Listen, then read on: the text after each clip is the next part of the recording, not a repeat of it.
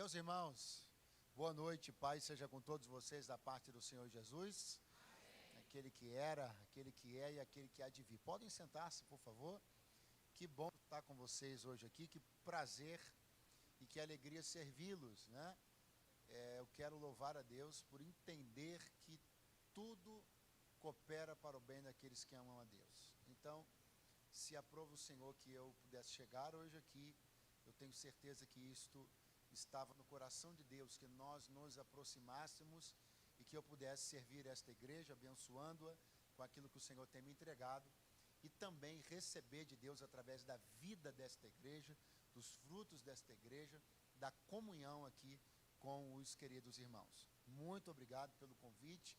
Eu espero que esta conferência, que eu tenho certeza que já está sendo uma bênção, permaneça sendo uma bênção para o seu coração, para a sua edificação, que você se lembre das coisas que Deus lhe falou aqui, que você se lembre das promessas que Deus lhe fez aqui, e que por um bom tempo ainda, você siga comentando a respeito destas noites vividas aqui nesta conferência. Quantos dizem amém esta noite? Quero agradecer ao pastor Diogo e à missionária Cibele, né?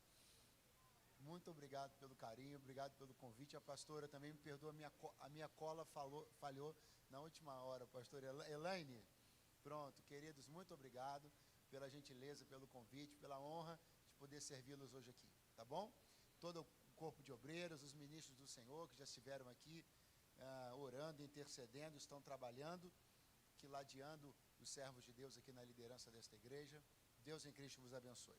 Bom, quem trouxe a Bíblia? Não, acho que você perguntou, acho que você ouviu perguntando quem trouxe gel de cabelo. Bom, tem que responder mais animado uma pergunta dessa. Quem trouxe Bíblia aí, gente? Então tá bom, pegue ela aí então, por favor.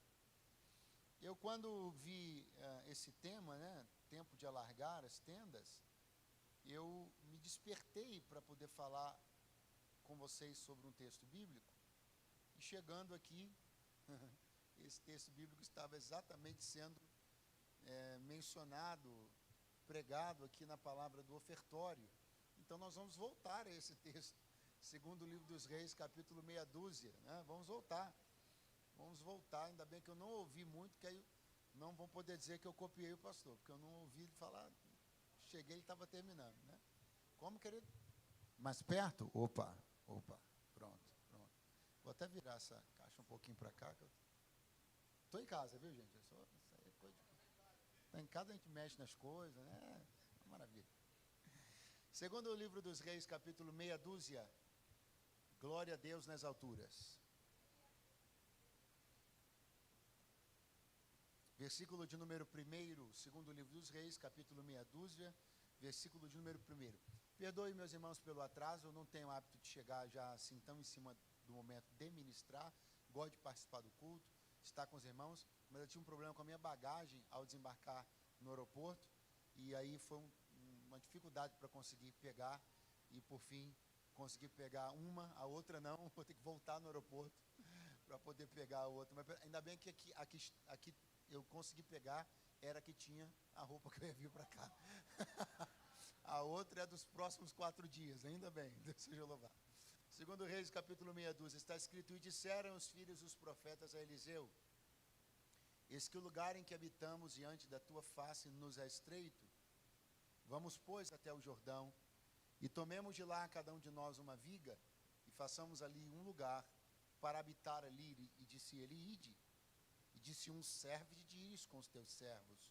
E disse: eu irei. E foi com eles, e chegando eles ao Jordão, cortaram madeira. E sucedeu que, derribando um deles uma viga, o ferro caiu na água, e clamou e disse: ai, meu senhor, porque era emprestado.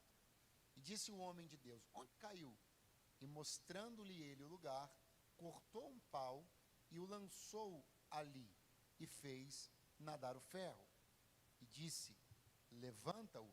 Então ele estendeu a sua mão e o tomou. Quantos dizem amém esta noite?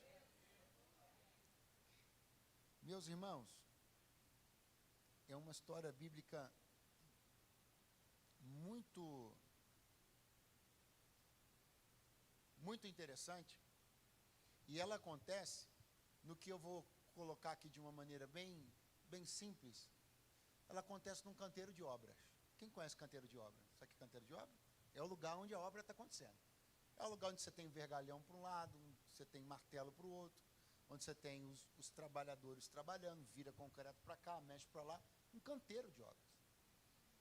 Esse texto aconteceu predominantemente num canteiro de obras. Ele começou num espaço, a história começa no espaço, logo depois a maior parte dela se transcorre num canteiro de obras na margem do Rio Jordão, onde os filhos dos profetas estavam construindo um lugar maior para a habitação da escola de ministérios, da escola de profetas.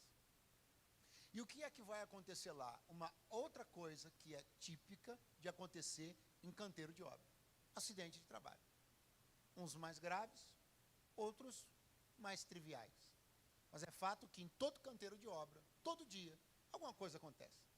Desde uma enxada que cai até uma martelada no dedo, e o crente diz aleluia, fala em línguas, aquela coisa maravilhosa, né? Mas incidentes ocorrem em todo tipo de lugar, e um canteiro de obras é um lugar onde os incidentes tendem a acontecer em maior volume, e quando acontecem, tendem a ser ou a gerar problemas maiores. Mas por quê? Por conta do volume da atividade que está acontecendo. Por que é mais fácil acontecer um incidente num canteiro de obras do que numa sala de jantar? Por que é mais fácil acontecer um incidente com prejuízos num canteiro de obras do que no shopping center? Porque no canteiro de obras, as movimentações das pessoas são mais ativas, mais enérgicas, mais intensas. Então, o que eu quero dizer a você é que todas as vezes que nós transportamos a nossa vida para um canteiro de obras, pastor, o que é isso? Eu não estou querendo construir nada, nada em casa. Não, eu quero dizer, todas as vezes que você projeta algo, que você imerge em algo, mergulha em algo, deseja algo, quer algo, você transfere a sua vida para um canteiro de obras. Quer crescer espiritualmente? Você transferiu sua vida para um canteiro de obras. Você quer ascender no seu ministério? Você transferiu sua vida para um canteiro de obras. Você se colocou na posição de estar em maior e mais intensa atividade. E aí, exatamente nesse tipo de contexto, que os incidentes tendem a acontecer. Se você não quer sofrer incidente nenhum, é só você ficar sentado no tapete de casa. Mas se você se dispõe a, incomodado com alguma coisa, desejar crescer, você já se colocou num canteiro de obras. Aí os riscos já estão aí. Mas quem tem fé em um profeta na vida, não tem medo desse tipo de coisa, não. Eu queria que alguém levantasse as mãos por alguns segundos para que você entendesse o que eu quero dizer. Muitas pessoas estão optando por uma vida pacata, serena, mas também morna e insossa. Mas tem gente que está transferindo sua vida e sua casa para um canteiro de obras, assumindo os riscos, mas crendo que algo novo e maior está para acontecer. E eu creio que nós estamos aqui porque esse é o nosso espírito, esse é o nosso coração. Olha só como é que a comunicação dos filhos dos profetas acontece com Eliseu. Ela acontece de uma maneira que vale a nossa atenção. Eles falam assim: o lugar em que habitamos diante da tua face nos é estreito. Nos é estreito. Quero grifar isso, queria pedir para você repetir após mim. Nos é estreito. Não a gente não costuma utilizar as palavras assim, mas a Bíblia está numa linguagem culta, e ela está colocando que os filhos dos profetas estão falando assim para Eliseu: para nós está estreito, nos é estreito para nós. Essa foi uma percepção nossa, essa foi uma avaliação nossa, essa é uma crítica nossa, essa é uma decisão nossa, uma constatação nossa, nos é estreito. O que eles estão dizendo aqui é uma coisa muito simples que eu quero dizer, mas é importante, tenha certeza. O que eles estão dizendo aqui é o seguinte: Eliseu, não foi ninguém que disse isso para nós. não é a opinião de alguém. Nós não estávamos aqui esperando que alguém dissesse que precisamos mudar. Nós percebemos isso. E se nós percebemos isso, nós vamos fazer isso acontecer. Nós estamos, meus irmãos, na metade do mês de maio. E o mês de maio é o 5º mês desse ano de 2023. E você sabe de uma coisa? Existe gente que até agora está esperando que alguém venha de fora e diga para você, está estreito, hein? Poxa, você tinha que aumentar. Poxa, você tinha que querer mais da sua vida. Olha, você tinha que ampliar. Olha, você tinha que buscar mais. Olha, você tinha que querer algo maior. Quando, na verdade, o maior interessado é aquele que deveria primeiro perceber. Muitas vezes nós demoramos muito tempo para startar alguns processos de avanço e de crescimento na nossa vida, porque estamos esperando o aval de uma outra pessoa. Alguém tem que assinar, alguém tem que dar o aval, alguém tem que dizer, eu te libero para crescer, eu te autorizo, você tem que crescer, você tem que melhorar. Eu não vim falar a pessoas que estão de braços cruzados, esperando o aval de outras, não. Eu vim falar a um povo que está percebendo o que está acontecendo e não precisa de mais nada, senão da autorização do céu para começar a se mexer. Aleluia. Os amigos têm que autorizar, os parentes têm que homologar, fulano tem que gostar, se lhe der com a contrariedade de Beltrano não dá, se tiver um comentário negativo desiste, se não tiver toda a força que tem não começa, se não tiver todo o recurso que tem também não starta. Deus me trouxe para dizer, não, nunca trabalhei assim, sempre trabalhei com Gideão e seus 300, uma coisa mais ou menos desse jeito. Segura a mão de alguém que está do seu lado e fala para ele, se você está esperando todas as condições para começar, você não está no time de Deus. O time de Deus tem uma característica, poucas condições e muita vontade, muita fé, muita disposição, muito trabalho. Essa é a característica. Essa é a característica.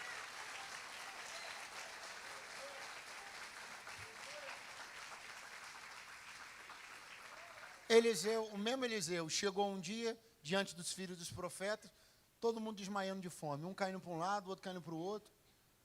Uma fome já começava a apertar a terra, o reino do norte.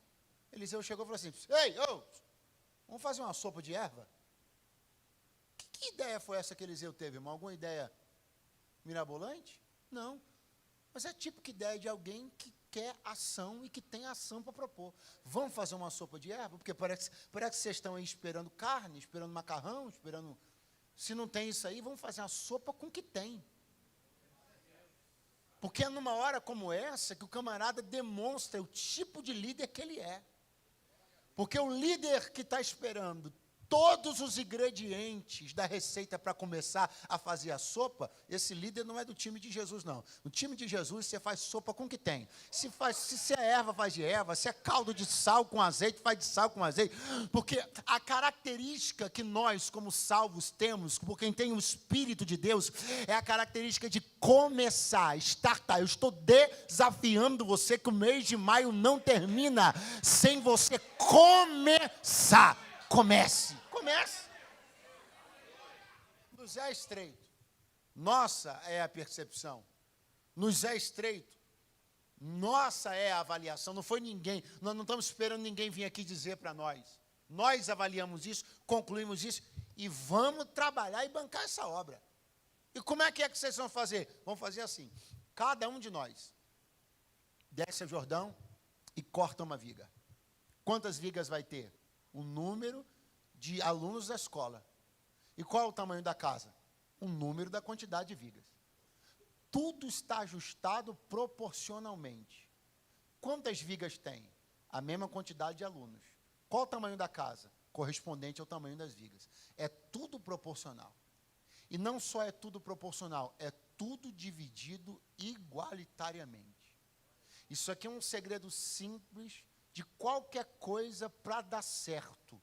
E eu diria, inclusive, no reino de Deus. Há uma distribuição justa e proporcional de trabalho e de investimento e de tempo. Não é 50 vigas para um derrubar e 2 para o outro derrubar. Não são 20 vigas para um derrubar e o outro ficar na rede com água de coco na mão. é uma viga para cada aluno derrubar. E se cada aluno derrubar a viga que corresponde à sua responsabilidade, a obra sai.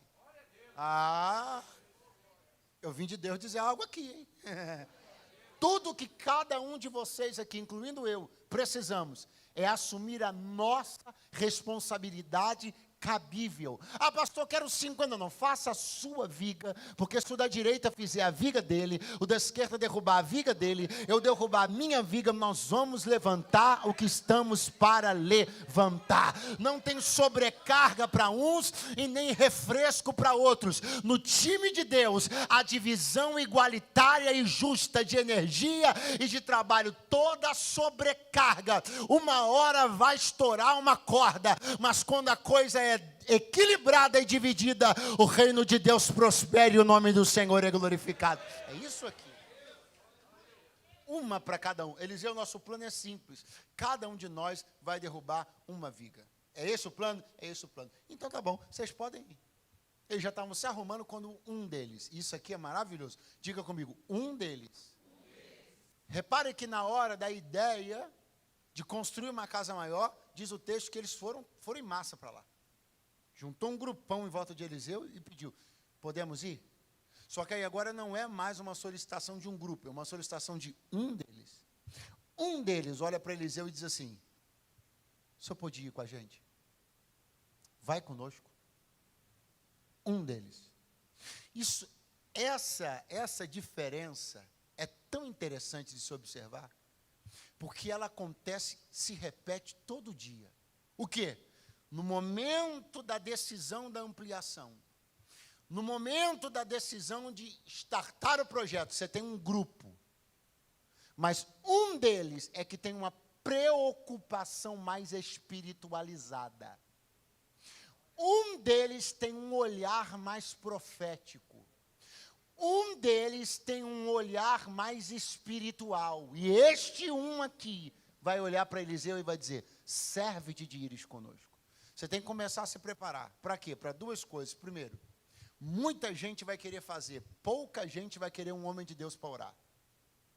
Segundo, eu gostaria que essa pessoa fosse você. Pastor, não entendi. Vai entender agora. Esse um aqui tem que ser você. Quem é esse um? Esse um que para uma reunião e diz assim, vamos orar a respeito disso. É esse um que quando está todo mundo levantando para começar, diz assim, peraí, só um minutinho, gente, vamos falar com Deus a respeito disso? É esse um que vai ser tido como chato, intransigente, como crentão, como espiritual, está querendo se aparecer, não tem problema. Você não pensa que os irmãos, aluno sempre foi a mesma coisa, não muda nada não. Aluno da escola de profeta, parece que eu vejo, um acotovelando o outro, e olha lá, lá vem ele. Isso é um puxa que só. Aí, quem é o Eliseu? Porque quando você se destaca enxergando uma necessidade espiritual que as outras pessoas não enxergaram, elas tendem a querer colocar você como uma posição ridicularizada. Olha lá o crentão, porque a nossa espiritualidade denuncia a carnalidade do restante do grupo. A espiritualidade de um, ela lança luz sobre o pragmatismo do grupo. O grupo quer construir, mas tem um que diz, eu quero uma palavra profética nisso. Eu quero o homem de Deus junto com a gente. Eu quero uma cobertura espiritual dentro disso. Eu estou profetizando que nós vamos ser os chatos dessa história. Mas não tem problema não. Eles vão criticar a gente, vão dizer que a gente está querendo aparecer, que estamos querendo ser espirituais demais. Só que lá no canteiro de obras, quando incidentes acontecerem, vai ser a nossa oração que vai fazer a diferença. Sabe uma coisa que eu tenho certeza? Que esse um que pediu a presença de Eliseu, não é o mesmo que deixou o ferro do machado cair. Não é o mesmo. Senão a Bíblia teria dito. Então repare, um disse, profeta, vai com a gente. O que pegou o machado emprestado nem pediu para o profeta estar lá. Estava nem fazendo questão. Mas porque um foi espiritual, o outro teve um machado para devolver. Segura a mão de alguém que está do teu lado, dá uma acordada nele e fala assim para ele: seja o espiritual da história, sempre vale a pena. Alguém que nem estava aí vai se beneficiar porque você quis uma presença profética e espiritual no canteiro de obras. Quantas vezes essa história se repete? Pessoas se beneficiam. Pessoas que não estavam nem aí para o aspecto espiritual e profético, se beneficiam porque alguém passou de chato, alguém passou de intransigente, alguém levou a marca de ser o crentão, mas foi lá e disse para Eliseu: serve-te de ires conosco, nós queremos a tua presença lá. Vamos para o canteiro de obras então, meus irmãos, porque vai começar a obra. Machadada de cá, martelada de lá, serrote para cá, né? E de repente diz a Bíblia o seguinte: e sucedeu o quê? Derribando um deles uma viga, o ferro caiu na água. Derribando um deles uma viga, o ferro caiu na água. Derribando um deles uma viga, o ferro caiu na água. Tem duas coisas aqui que estão acontecendo, uma após a outra. E ao acontecer uma após a outra, elas geram uma coisa muito interessante de se pensar. Uma confusão de sentimentos. Sentimentos diferentes que se alternam muito rapidamente. Por quê? Porque a viga caiu. Glória a Deus. Ih, perdi o machado. A viga caiu. Rapaz, eu consegui. Ih, perdi o ferro do machado. Tem um misto de sentimentos aqui, que não é muito diferente do que acontece tantas e tantas vezes na nossa vida, aonde em meio à comemoração de uma vitória, estamos lidando com um problema que acontece concomitantemente. Em meio ao desejo de gritar de júbilo por algo que caiu, um gigante que caiu, uma vitória que obtivemos, precisamos lidar com um incidente no canteiro de obras. A vida é assim, mistos de emoções, situações que acontecem quase que se sobrepondo uma à outra. Só que há duas coisas importantes e simples para se compreender aqui. A primeira é: a viga caiu. O que ele saiu de casa para fazer, ele fez. A razão que fez com que ele pedisse um machado emprestado foi executada. A missão que cabia a ele, que cada um, lembrando a você, tinha que derrubar uma viga. Então a missão foi concluída. Pastor, mas tem um problema, é verdade. Mas vamos ficar só aqui por enquanto? Porque senão a gente não consegue comemorar nada.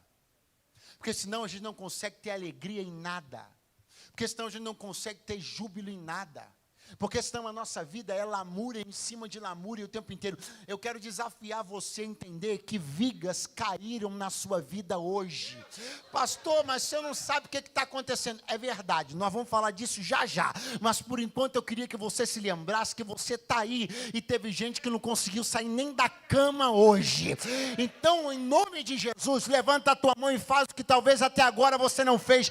Tira alguns segundos para agradecer a Deus, porque a viga caiu, aleluia. Tem alguma coisa que está acontecendo. Você está rompendo em alguma área. Algo progrediu, algo evoluiu. Agora vem a segunda parte. O ferro do machado está lá. E eu não vou ficar aqui aplaudindo a minha viga caída, meu sucesso obtido, e fingir que não estou vendo o que aconteceu nas minhas costas. Esse homem aqui está me dando uma lição simples.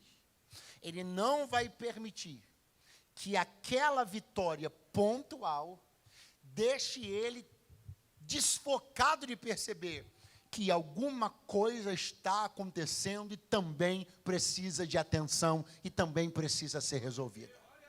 A boa notícia é: aconteceram coisas de bom hoje. Boas hoje? Aconteceram. Você tem alguns problemas?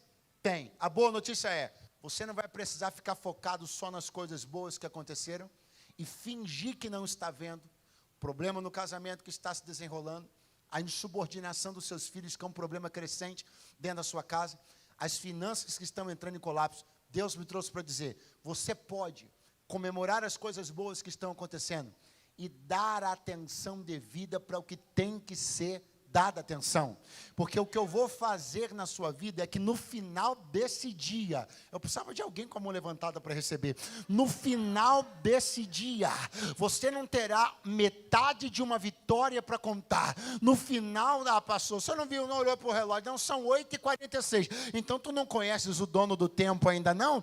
Até o final desse dia, tu não terás apenas uma meia vitória para contar, porque tu celebrarás a viga que caiu, mas o machado também vai voltar para a sua mão. Aleluia! Glória a Deus.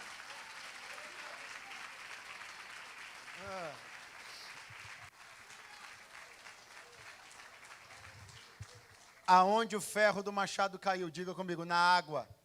Muito fraco. Aonde o ferro do machado caiu? Aonde o ferro do machado caiu? E por que o ferro do machado caiu na água, gente? Porque o canteiro de obra era do lado de quê? Do lado de quê? Pastor, eu não quero esse negócio de cair as coisas dentro da água e é ruim de pegar, é verdade. Então faz o seguinte, pega o canteiro de obra e leva para o meio do deserto. Eu te garanto, ele não vai cair em água nenhuma. Porque quando eles planejaram construir do lado do Jordão. Pergunte por quê? Porque a brisa é gostosa, porque tem água potável para beber, porque a logística é facilitada, porque o clima é agradável. Tudo isso é bom, sim ou não? Mas se cair dentro da água, o machado vai ser mais difícil. Mas então se cair dentro da água é mais difícil, então eu já não quero. Mas peraí, então tu quer o quê, meu irmão? Eu vim de Deus te dizer uma coisa muito simples. Você está achando que a vida é o quê? A vida do crente não é um morango, não, irmão. Você tem que entender que quando você escolhe coisas em determinado nível, você também escolheu pressões e riscos em níveis iguais. Não dá para querer construir na margem do Jordão e quando o ferro do machado cai debaixo d'água, você, aí ó, não devia ter vindo para cá, não. A gente fica reconsiderando as decisões que tomou, se arrependendo de ter desejado fazer uma coisa boa. Que isso, irmão?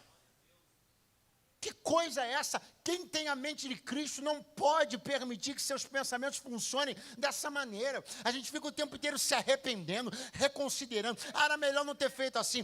Então não era melhor. Como é que não era melhor? Eu tinha que ter ficado fechado, tinha que ter aberto minha vida para ninguém. Por quê? Porque alguém traiu a tua confiança e todos os amigos leais que você tem. E todas as pessoas boas. Recebi uma palavra profética, a palavra não se cumpriu. Eu não. Vai fazer o quê? Vai fechar o seu coração para um dom bíblico, um ministério real, não vai mais ouvir a voz de Deus através de profeta nenhum. Deus me trouxe para te dizer, ei, amadureça, pega a fresquinha do Jordão, bebe a água boa do Jordão, aproveita o que o Jordão tem de bom e assuma os riscos de construir num lugar bom. Vamos continuar no livro dos reis, vamos continuar com Eliseu. Você se lembra da mulher sunamita? Ela olhava na rua e dizia assim, homem de Deus, aquele camarada ali, fazer um negócio para ele. A mulher era rica. Fazer um negócio de obra de pedreiro. Coisa boa. Um quarto junto ao muro. Vou botar uma cama, uma mesa, uma cadeira e um candeeiro. Quando ele passar por aqui, ele se hospeda. Muito bom.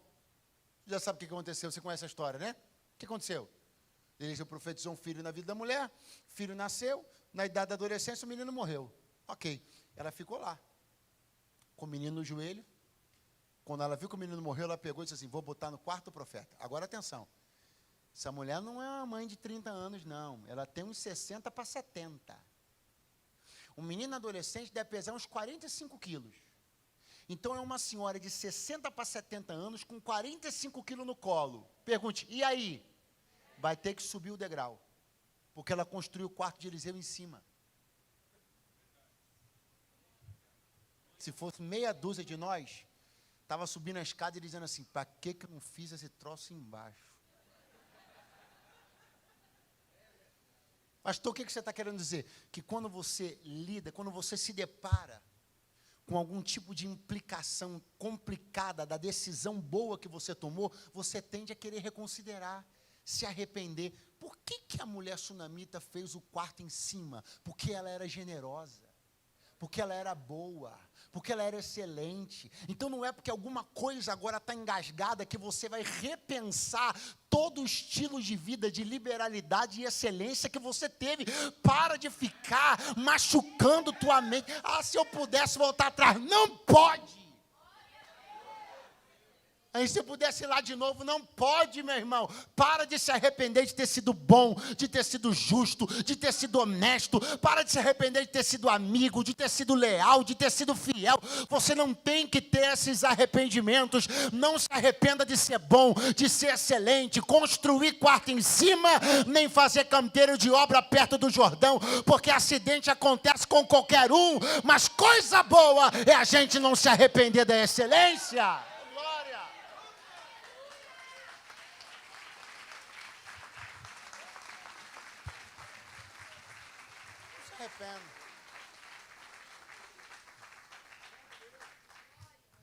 O que é que caiu na água? Pergunte para mim, o que caiu na água?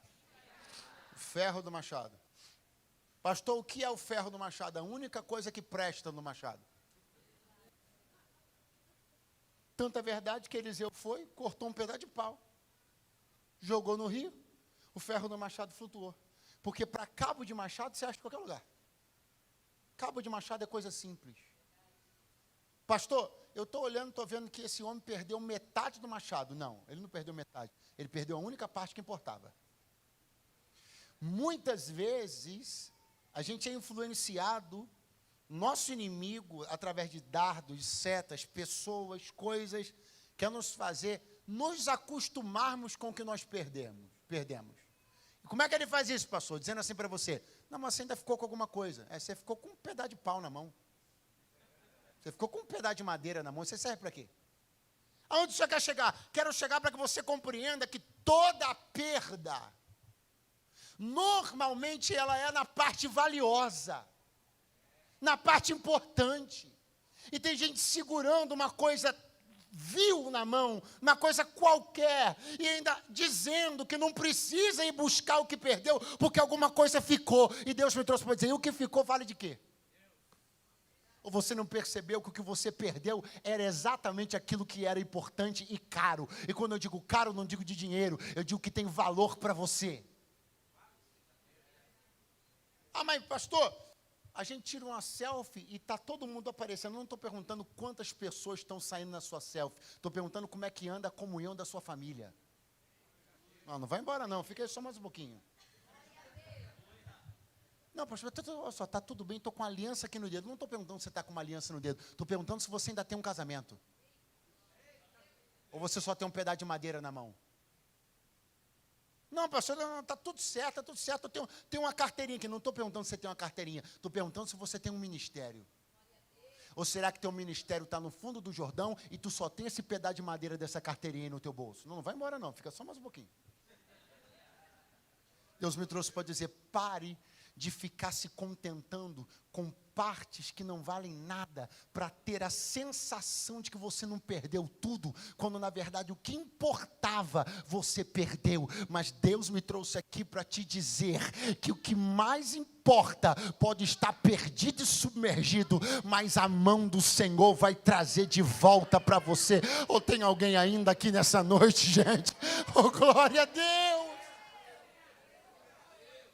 Não é sobre a aparência, é sobre ter a parte mais cara, a parte mais importante.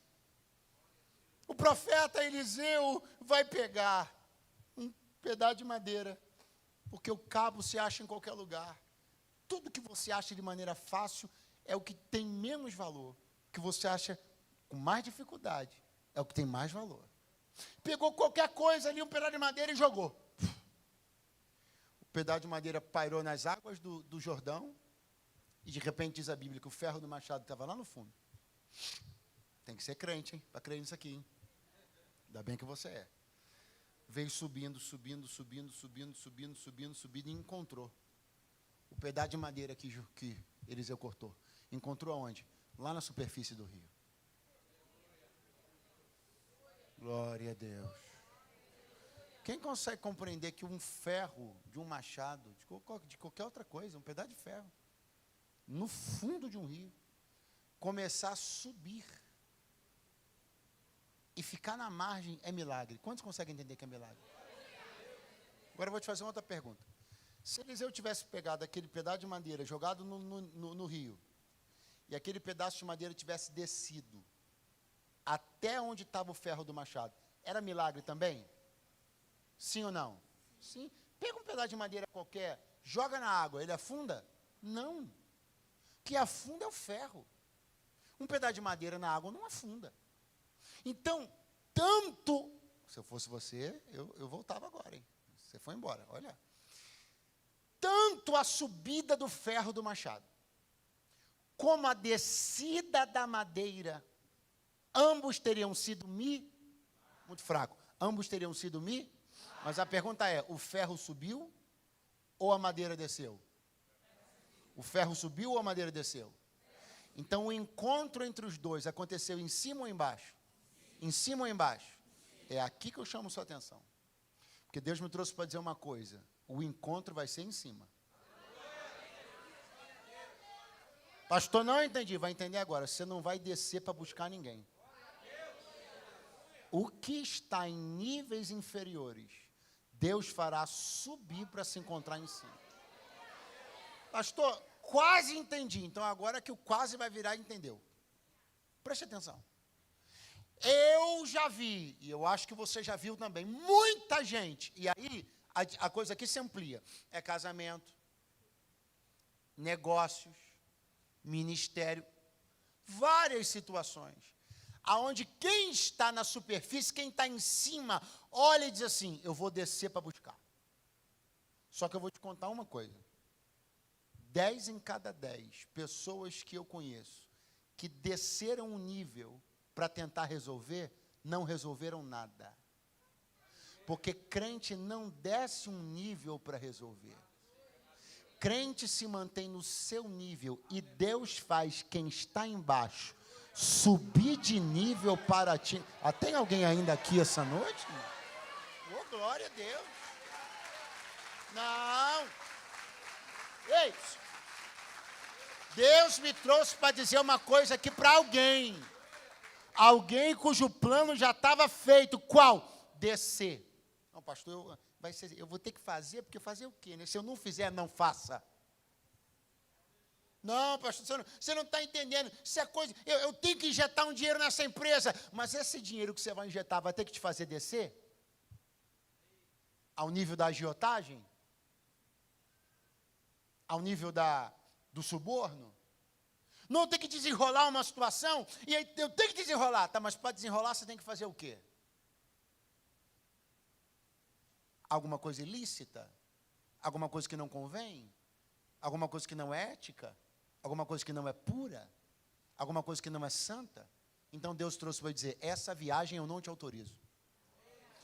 Se você tiver que descer de nível para resolver o seu problema, então é sinal de que você não pode resolver o seu problema. Então pegue o seu problema e dê para mim, diz o Senhor, porque eu não desço o nível para resolver, eu faço o problema subir de nível e entrego ele pronto na tua mão. Ou tem alguém para crer comigo nessa palavra? Acorda alguém que está do teu lado, fala para ele, você não vai descer de nível não, nem um degrau, nem 1 milímetro, mantenha-se na tua posição com fé, porque o que desceu é que vai subir para te encontrar. Aleluia.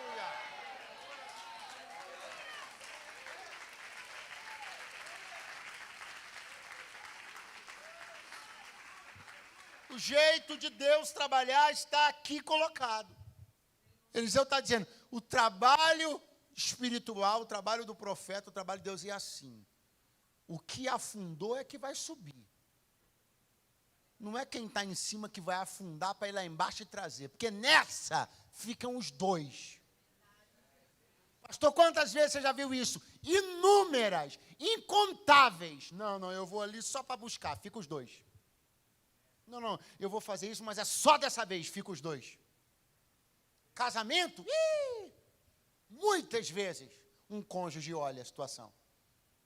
Aí se dispõe a descer na moralidade, na ética. Eu acho que alguém aqui está me entendendo. Não, eu tenho que fazer para salvar meu casamento. Ficam os dois lá embaixo, não sobe ninguém. Quantas vezes você já viu isso? Dezenas. O segredo não é descer de nível para resolver nada. O segredo é crer que tem uma palavra que fará o que está submerso. Uma palavra que fará o que está submerso subir de nível. E eu, pastor, você fica só na margem esperando vir na tua mão, porque é isso que Deus vai fazer. Eu preciso de alguém para crer comigo nessa palavra.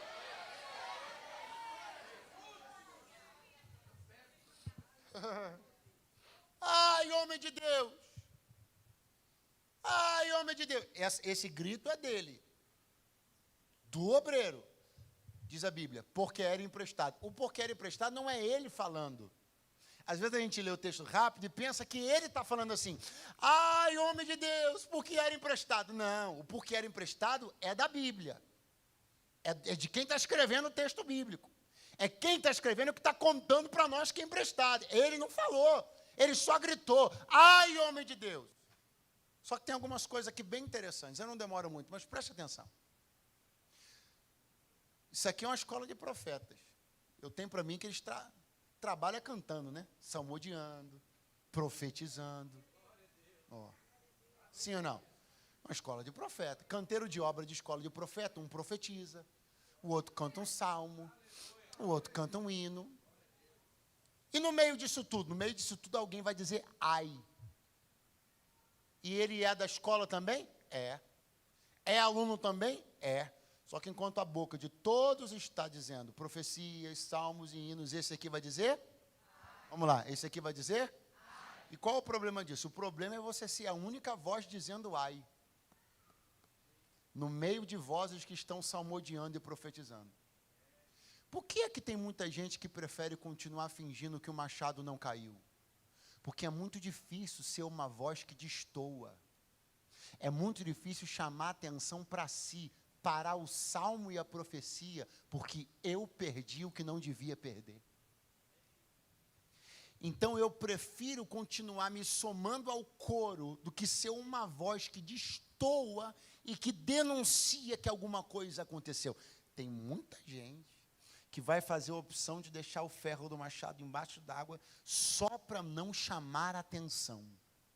Porque se chamar a atenção, aquela imagem de aluno bem-sucedido da escola de profetas cai por terra. Se chamar a atenção, aquela visão de profeta perfeito cai por terra. Se chamar a atenção, aquela impressão do aluno que nunca erra cai por terra. E vocês vão pasmar com o que eu vou dizer.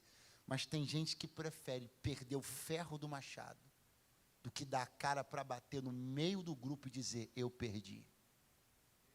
Só que quando o grito do ai não sai, é porque o grito da vaidade está falando mais alto.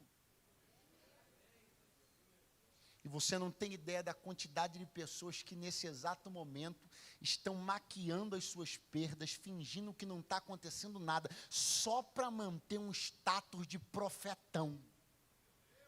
Só para manter o status de aluno nota 10 da escola de irmão, só tiro A na escola de profeta. Então, esse machado vai ficar lá, eu vou chegar para quem eu peguei emprestado, vou desenrolar com ele, vou dar meu jeito, mas ninguém nunca vai saber do que aconteceu. Deixa eu dizer uma coisa para você, em nome de Jesus, meu irmão, isso daqui não é um grupo de competidores, isso aqui é uma escola. Na escola, todos nós estamos aprendendo juntos. Então, se tiver que gritar, ai, grita. Se tiver que pedir socorro, pede. Se tiver que acenar com a mão, acena. Se tiver que pedir uma visita, pede. Se tiver que pedir oração, pede. Chama o pastor, chama a pastora, para botar a mão na tua cabeça, porque esse tipo de constrangimento só está fazendo com que aquilo que se afundou permaneça afundado.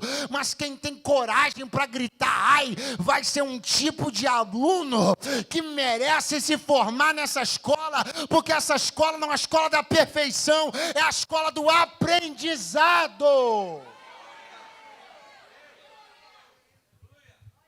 Essa escola não é a escola dos alunos perfeitos, É a escola dos alunos em desenvolvimento. E aluno em desenvolvimento perde ferramenta. Aluno em desenvolvimento tem momento de crise. Aluno em desenvolvimento tem vezes que ele quer parar. Aluno em desenvolvimento tem hora que as ideias se embaralham na cabeça dele. Então, por favor, avisa para o seu vizinho, diga assim, isso aqui não é um lugar de gente perfeita, não. Fala para ele. Diga assim, você pode gritar ai na hora que você precisar, que não vai ficar ninguém te olhando como se fosse um ET, não. Porque igreja é isso, é lugar de se socorrer. Oh, glória a Deus, eu estou profetizando que ninguém aqui deixará de receber o socorro que tem que receber por constrangimento algum, porque esse não é um ambiente de crítica, não é um ambiente onde a gente afunda um ao outro. Esse é um ambiente de cooperação, um ambiente de concordância, um ambiente de ajuda, de socorro. Ai, homem de Deus. E a Bíblia explica. Era emprestado. Era emprestado. E agora? E agora? Agora, o homem de Deus que foi requerido por alguém com visão espiritual, vai chegar para começar a dar as orientações. Porque debaixo d'água, o ferro desse machado não vai ficar. Perdido e distante, alguma coisa na tua vida não vai ficar. Eu vim aqui com ordem de Deus para lhe dizer, não vai ficar perdido. Não vai ficar perdido. Agora, tem que começar a agir agora. Pastor, não precisa ter pressa, não. Não. Fim do ano eu resolvo isso aí. No fim do ano você resolve o ferro do machado? Debaixo da água? Entendi. Não, deixa eu assim, deixa esvaziar, tem muita gente, o pessoal tudo vai ficar sabendo o que aconteceu. Deixa passar a conferência. Ah, entendi. Por que você está tendo essa ideia? Ah, pastor, você não sabe? O quê? O ferro do machado vai ficar lá embaixo. É? E aí? Não quebra, não. Água nenhuma tem poder de quebrar ferro de machado. É verdade, mas enferruja. Você sabe qual é o problema? Tem muita gente encostando as coisas no depois eu resolvo. Por quê? Porque não quebra, mas enferruja. Não quebra, mas danifica. Não quebra, mas perde o fio. Não quebra, mas perde a usualidade. Não quebra, mas perde a capacidade de ser eficiente. E tem muita coisa na vida de muita gente que está assim, como? Inteiro, mas ineficiente. Inteiro, mas sem fio. Porque água não quebra ferro, mas oxida. Água não quebra ferro, mas enferruja. Água não quebra ferro, mas tira o fio, não está molado, não presta mais, vai continuar inteiro, mas inútil. E Deus me trouxe para dizer uma coisa aqui, quanto mais tempo você demorar para resolver, só porque não está quebrado, você vai pegar inteiro, mas vai pegar enferrujado e inútil. Qual é a hora de agir, pastor? Agora. Nessa conferência onde Deus nos reúne aqui essa noite, é agora. Acorda alguém que está do teu lado e fala assim para ele, é agora. Não é depois das férias de julho, não é depois do Natal, não é depois do Ano Novo, no 13º, não. Deus me trouxe para dizer, é agora. O Ramacala cheia. Ó, aqui.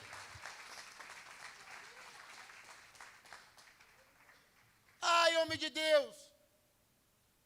Eliseu chegou e disse assim, caiu aonde? Ele nem titubeou. Ali. Por que ele apontou? Sem titubear. E falou, ali. Pergunte por quê? Porque era tudo muito recente. Se era tudo muito recente, a memória dele estava muito viva. Se era tudo muito recente e a memória estava muito viva, ele apontou sem titubear e disse, foi ali.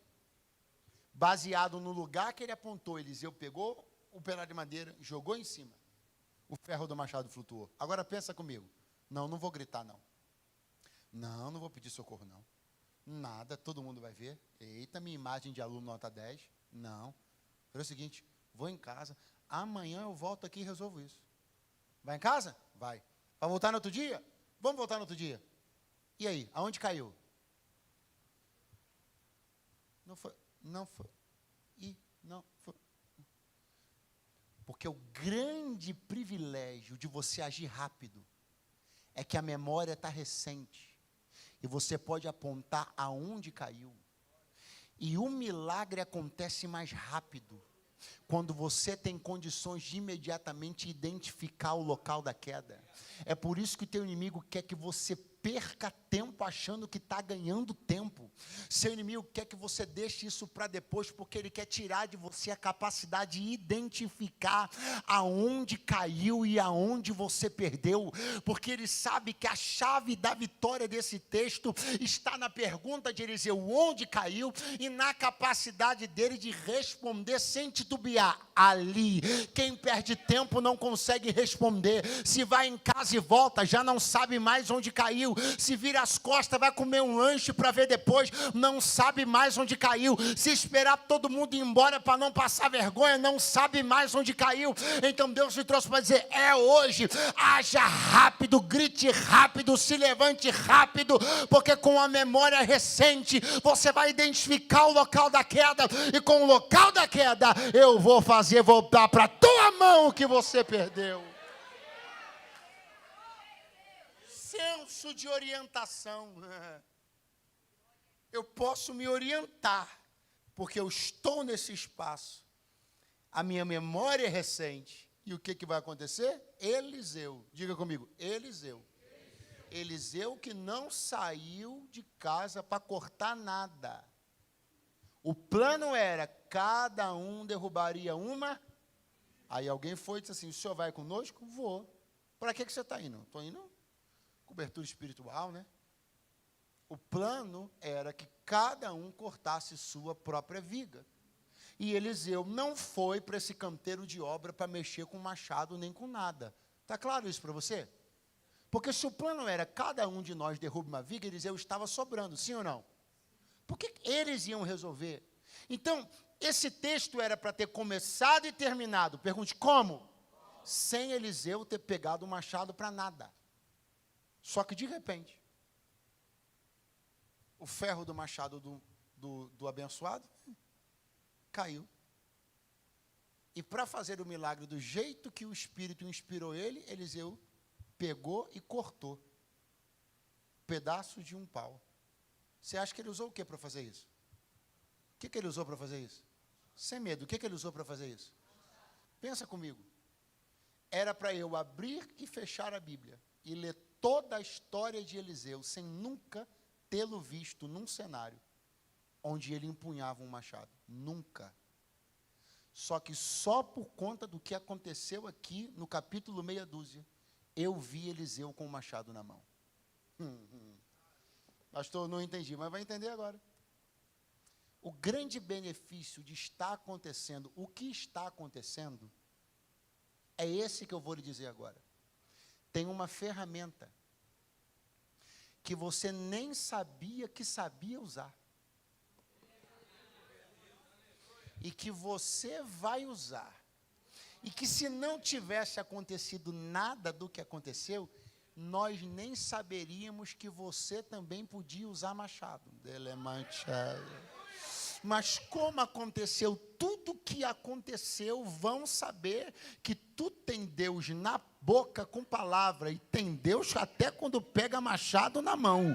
Porque se tem uma coisa que acidente no canteiro de obra faz, é colocar gente em posições que não estava, mas que vai começar a entrar. Porque os dons são ampliados, as capacidades são ampliadas, as aptidões são... Tem gente aqui que diz para mim que não. Você nem sabia que sabia resolver o tipo de problema que você resolveu. E como é que você descobriu quando o problema apareceu? Tem coisa que a gente só descobre que pode quando está dentro da situação, e é Deus dizendo, eu estou forjando você, ensinando você a fazer o que nem você imaginava que faria.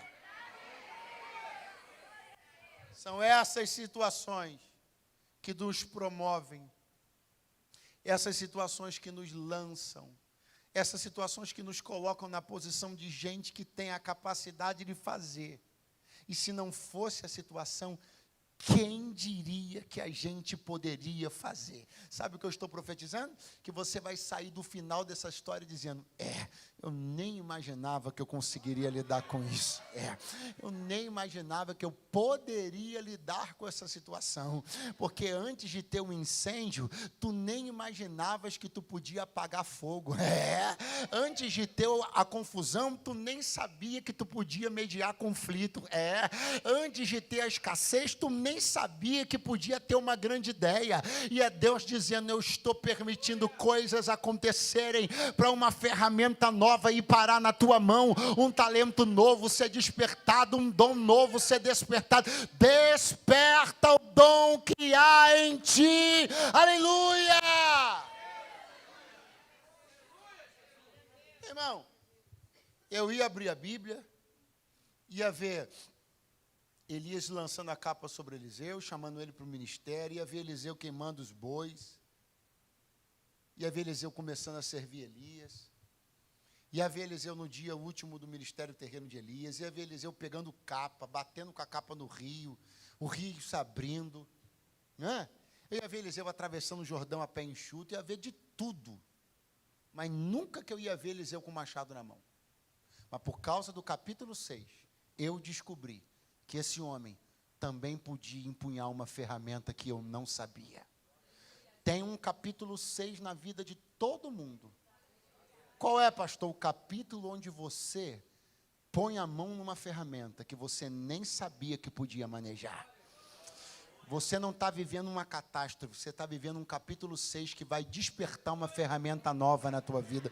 Você não está vivendo, não é uma desgraça, não. Você está vivendo um incidente ou acidente que vai te dar a oportunidade de descobrir que você era capaz de resolver conflitos e tensões que você nem imaginava. Enquanto alguém levanta as mãos para os céus, aí vai uma palavra de Deus. Esse canteiro de obras não vai ser sepultura de escola de profetas, não vai ser lugar para ninguém se machucar e nem morrer. Eu só estou te dando a capacidade de descobrir que você pode fazer mais do que imaginou quando essa obra começou. Aleluia! Glória a Deus!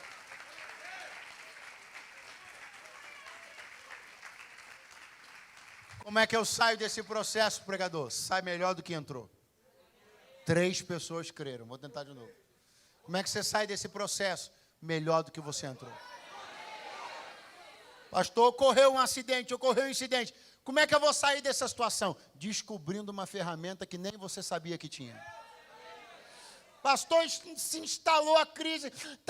Como é que vai acontecer? Você vai descobrir uma capacidade, uma aptidão que tu nem imaginava que tinha. Mas essa circunstância vai despertar. Se prepare. Tu serás visto com machado na mão. E alguém vai olhar e vai dizer, nem sabia que ele mexia com machado. É porque quando o canteiro de obra dá confusão, crente pega em ferramenta que nunca pegou e começa a realizar o que nunca realizou. Então levanta a mão para o céu mais alto que você puder, abre a boca por alguns segundos para você glorificar e bendizer o nome do Senhor.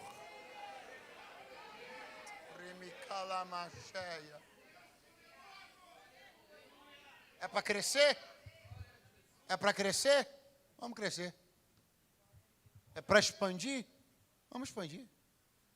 É para largar as tendas? Vamos largar. E o que acontecer? A gente vai resolver. E se der alguma coisa errada? No final vai dar tudo certo. E se cair algum ferro debaixo d'água? Lá não vai ficar, vai acontecer alguma coisa. Porque quando a intenção é regada de integridade, quando o canteiro de obras está cheio de boa vontade e de integridade, Deus olha e diz, eu me responsabilizo. Desde a martelada no dedão, até qualquer outro tipo de incidente, obra que eu autorizei, eu me responsabilizo. obra que está debaixo das minhas ordens, eu me responsabilizo. Obra que eu disse, vai e faça, Pastor Eduardo, eu conheço um lugar assim, aonde o ferro do machado caiu, está lá até agora, ninguém resolve nada. Procure ver. Procure conhecer a história. Procure perguntar o dia que eles quiseram fazer essa obra, se Deus disse sim ou não. Porque se Deus diz não, e os homens vão lá e constroem, todos os incidentes do canteiro de obras são por conta deles. Se Deus diz não, e os homens vão lá e ampliam, fazem, realizam, Deus tira a mão e diz assim, se cair ferro de machado, se der martelada no dedo, eu não tenho nada a ver com isso, vocês se resolvam. Agora, a obra que Deus autoriza, essa obra Deus garante. Fala para umas 2 pessoas próximas a você, a obra que Deus autoriza, esta obra Deus garante.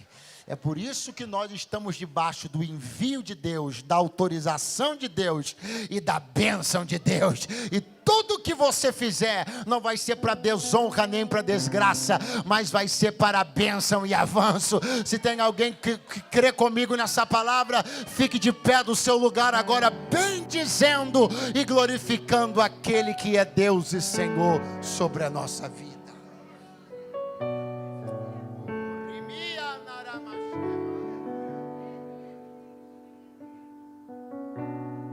Talvez você tenha entrado hoje aqui essa noite, você esteja no meio de uma situação muito parecida com essa que foi pregada hoje aqui.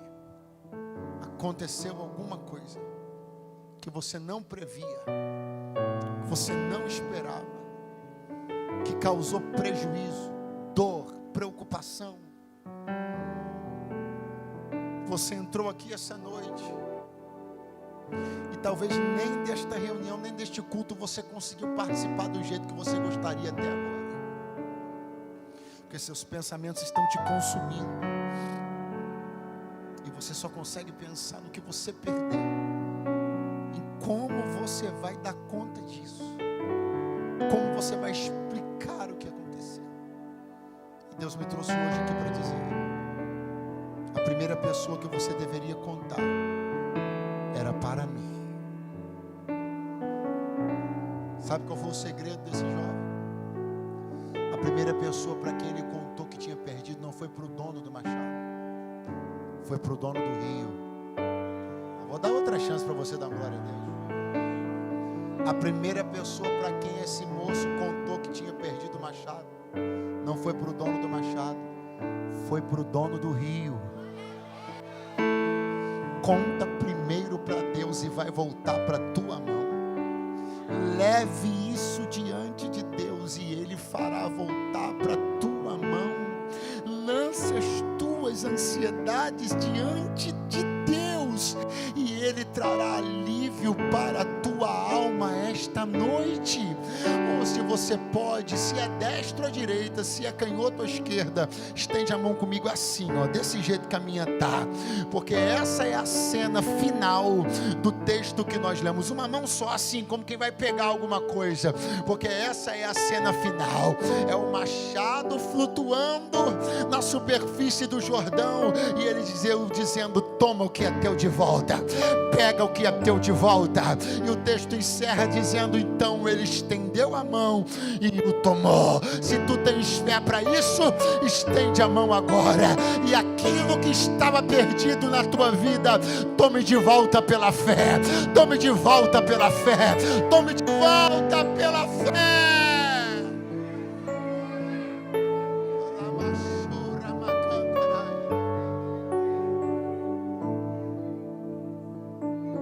Conte para Deus. Conte para Deus acerca das tuas perdas. Conte para Deus. Não demore, não pode passar dessa semana. Conte para Deus. É o teu inimigo quem quer que você pense que está ganhando tempo, quando na verdade você está perdendo tempo. Conte para Deus.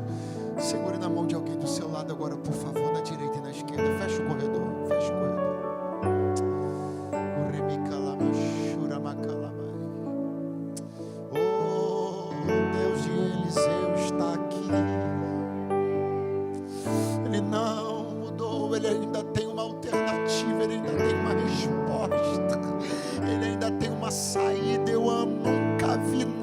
perdido que Deus não ache. Eu nunca vi nada quebrado que Deus não restaure. Ele é Deus, Ele é Deus. Ele é Deus que restaura tudo. Ele é Deus que põe tudo no lugar. Ele é Deus que promove os encontros. Ele é Deus que aproxima o que estava distante. Ele é Deus que traz para perto o que estava longe. Ele é Deus. Conte para o dono do rio. Conte para o dono do rio. Porque um ambiente muito poderoso de restauração está se formando no nosso meio. E o Senhor está dizendo: eu vou fazer flutuar, eu vou fazer subir das profundezas tudo que você perdeu, e vou colocar na tua mão outra vez, e tu glorificarás o meu nome, e tu bendirás o meu nome, e os salmos e os hinos vão voltar para a tua boca, porque ninguém vive só de ai. O ai é passageiro.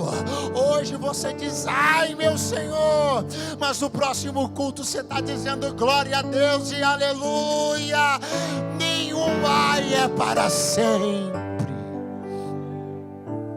E eu profetizo sobre a tua vida que os teus ais não serão para sempre. Pelo contrário, eles estão com dia e hora marcados para acabar. E se tu acredita nisso, então pode erguer a tua mão junto com teu irmão, porque isso aqui é escola de profeta. Levanta a mão junto com ele, abre a boquinha por 5 segundos só e diga glória a Deus, diga aleluia, diga glória a Deus, diga aleluia.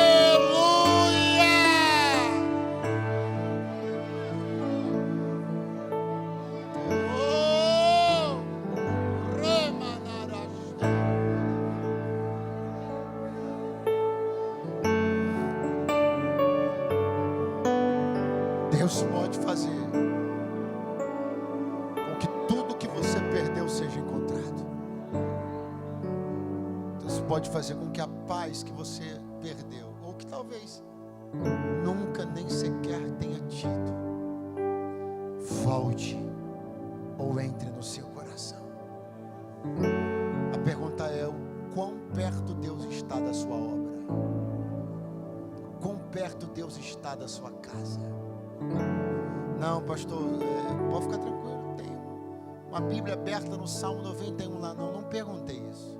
Perguntei o quão perto Deus está da sua casa. Não, pastor, todo dia eu ligo na rádio dos crentes lá e boto um hino para tocar. Não foi isso que eu perguntei. Eu perguntei o quanto Deus está perto da sua casa. Porque o que recupera e restaura é a proximidade e a presença de Deus. Com a distância dele você só terá um caminhão de problemas ininterruptos, mas com a presença e a proximidade dele, ele vai pôr tudo no seu devido lugar. Pastor, eu tenho coragem para admitir hoje aqui que eu estou longe de Deus. Eu até tenho tentado me aproximar. A prova disso é que eu estou aqui hoje. Mas perto mesmo de Deus, pastor, eu não estou. Tem tanta coisa que está acontecendo na minha vida. Tem tanta coisa que eu tenho que resolver. Deixa eu te dizer só uma coisa que Jesus falou. Ele falou assim, ó: sem mim nada podeis fazer. Esse monte de coisa que você quer resolver primeiro, para vir para Jesus depois, sabe quando você vai resolver? Nunca. Porque Ele disse: você não resolve nada sem mim. Então para de colocar isso na sua cabeça, porque é o contrário. Traz Ele para a tua vida primeiro, e você vai ver as coisas se resolvendo depois. Eu vou pedir para a gente liberar o corredor aqui agora, porque eu gostaria de saber se há alguém aqui entre nós nessa noite que pode confessar que tem, que não vai ficar fingindo que não é o que está acontecendo. É o que está acontecendo. Você está longe de Deus, mas você quer fazer uma aliança com Jesus hoje? Como é que eu me aproximo de Deus, pastor? Pelo único caminho, Jesus Cristo, o Messias. Você está afastado de Jesus e da igreja e quer voltar para a casa do Pai? Essa oportunidade também é para você. O nosso tempo terminou. Um tempo muito generoso que me foi dado. E não há nem por que a gente ficar aqui, ó. A mensagem foi pregada. Deus tem restauração, recuperação. Só que você tem que ter Deus perto da tua vida. Tem alguém me ouvindo hoje aqui que nunca fez uma aliança com Deus dentro de uma igreja evangélica? Pastor, nunca entreguei minha vida para Jesus. Já senti vontade várias vezes, mas nunca consigo romper. Hoje você vai romper em nome de Jesus. Você quer tomar uma decisão hoje com Cristo? Você quer chamar Deus para a tua vida e para a tua casa? Crê no Senhor Jesus. Ele manda te dizer: será salvo tu e a tua casa. Uma mão levantada e eu saberei que tem alguém que Jesus está salvando hoje aqui. Você quer fazer isso agora? Me dê um sinal com a tua mão. Tem alguém que não é crente em Jesus? Tem uma senhora me dando um sinal aqui. Que coisa boa. Cá, querida. Como a senhora chama? Delfina. Deus te abençoe muito. Tá bom? Vem você também. Aonde você estiver. Fica aqui um pouquinho, querida. Fica aqui um pouquinho que a gente já vai orar por você. Vamos só esperar o pessoal que não teve ainda a mesma coragem que a senhora teve. Mas eles vão ter agora. Quer ver? Ó. Aonde está você que precisa fazer uma aliança com Deus? Sai do teu lugar agora. Venha. Você que está afastado de Jesus e da igreja há muito ou há pouco tempo, está lá enferrujado, né? No fundo do Jordão. Tu esqueceu o ministério que tu teve, a vida que você levou com Cristo. Mas o Senhor te diz: eu vou recuperar tudo. Você pode voltar hoje, eu te recebo. Deus está mandando te dizer: eu te recebo. Não importa quem não concordar, quem achar que tu não merece outra chance, você não deve nada a essas pessoas. O Senhor está dizendo: eu te recebo de volta. Venha agora. Venha reconciliar-se com Jesus. Seja bem-vindo, querido. Pode vir. Como é que você chama? Fábio? Seja bem-vindo, Fábio. Venha. De onde você estiver, sai do teu lugar e vem aqui na frente. Eu já estou passando a palavra ao pastor Diogo. É 30 segundinhos a 1 minuto para você não perder a porta da salvação que está aberta aí. Eu vou perguntar pela última vez. Tem alguém entre nós, ou melhor, mais alguém entre nós, para fazer uma aliança com Jesus pela primeira vez hoje aqui? Ou alguém que está afastado de Jesus da igreja, quer voltar para a casa do Pai? Vamos. Você gosta com emoção, né? Então vamos lá. 5, é contagem regressiva. Você gosta com emoção, né? Venha, Jesus está te esperando. 4, vamos lá. Pastor, tem um peso aqui no meu pé. 3, não tem mais não, você está livre agora. Você só não vem se você não quiser, porque toda algema eu estou ordenando que caia dos teus pés e das tuas mãos. 2, em nome de Jesus. E agora, você não está percebendo, o relógio corre rápido na tua frente. Vida ou morte, bênção ou maldição, escolhe agora. 1, em nome de Jesus. Em nome de Jesus. E agora? É agora. Nós temos um motivo para fazer festa por essas duas pessoas aqui até amanhã de manhã. Então não é para poder fazer mais número, é para você receber a salvação. Então é agora. Se tem mais alguém, vem agora, em nome de Jesus. Igreja, estende a mão para cá. Vou passar a palavra ao pastor. Vamos orar por essas duas preciosíssimas vidas. Quantos podem dar um lindo e forte aplauso, porque Jesus salvou nessa casa?